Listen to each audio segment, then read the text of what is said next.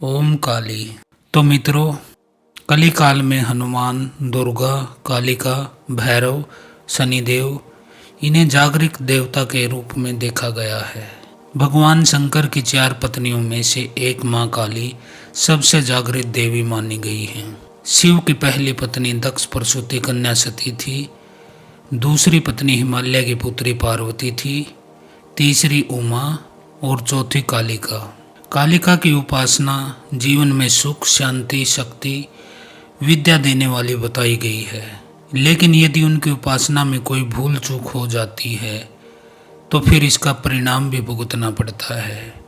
इसलिए ये साधनाएं, माँ काली की साधनाएं बड़े ही ध्यान से, होश से करनी पड़ती हैं। मित्रों, कालिका के दरबार में जो एक बार चला जाता है उसका नाम पता दर्ज हो जाता है।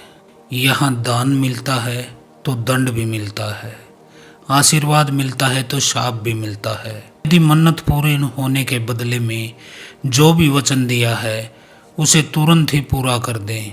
जिस प्रकार अग्नि के संपर्क में आने से पतंगा भस्म हो जाता है, उसी प्रकार काली देवी के संपर्क में आने से साधक के समस्त राग, द्वेष, विघ्न आदि भस्म हो जाते हैं।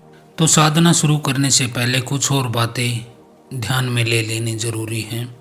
माँ कालिका के प्रमुख 3 स्थान हैं। कोलकाता में काली घाट, जो कि एक शक्तिपीठ है। मध्य प्रदेश के उज्जैन में भैरवगढ़ में गढ़ कालिका मंदिर, यह भी शक्तिपीठ में शामिल है।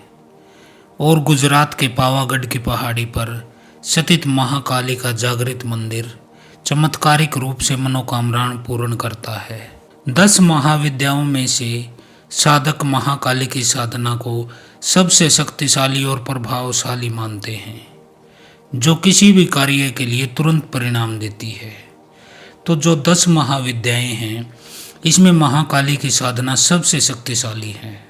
ये तो आपको पता ही है कि महाकाली का जब वेग, जब उनका शक्ति उनके प्रचंड रूप से होती है तो उसे केवल भगवान शिव ही शांत कर सकते हैं। इसके अलावा किसी अन्य की सामर्थ्य नहीं कि वह महाकाली के वेग को रोक सके, जो किसी कार्य को तुरंत परिणाम कर देती हैं।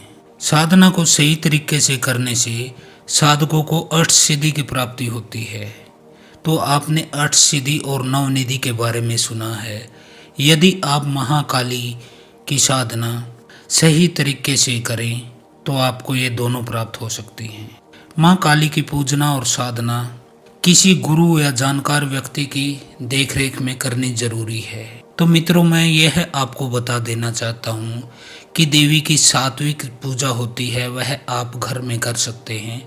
लेकिन अन्य प्रकार की साधनाएं, जो कि यांत्रिक, मांत्रिक और तांत्रिक साधनाएं हैं, वह आप भूल कर भी स्वयं न शुरू करें या कहीं किताब से पढ़कर शुरू न करें, क्योंकि उसका आपको बुरे परिणाम भुगतने पड़ सकते हैं।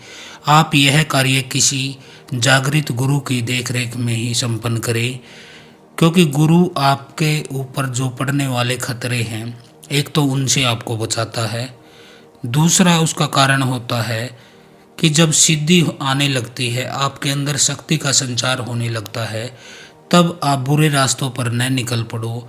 काम, क्रोध, पैसे के चक्कर में आप लोगों को लूटने न लगो। उस समय गुरु की आपकी ज़रूरत होती है। तो हम ये सीरीज अब शुरू कर रहे हैं। हम प्रतिदिन एक वीडियो के माध्यम से माँ काली की साधना के विषय में आपको जानकारियाँ देंगे। क्योंकि काली साधना में ऐसा नहीं कि आप सूर्य को गुरु मान लो, भगवान शिव को गुरु मानकर साधना शुरू कर दो, बिल्कुल नहीं। आपको एक जागृत गुरु की आवश्यकता रहती है, जो मानसिक रूप से आपके साथ रहकर आपकी रक्षा करता है। तो हम माँ काली की साधना की सीरीज शुरू करते हैं। ओम काली।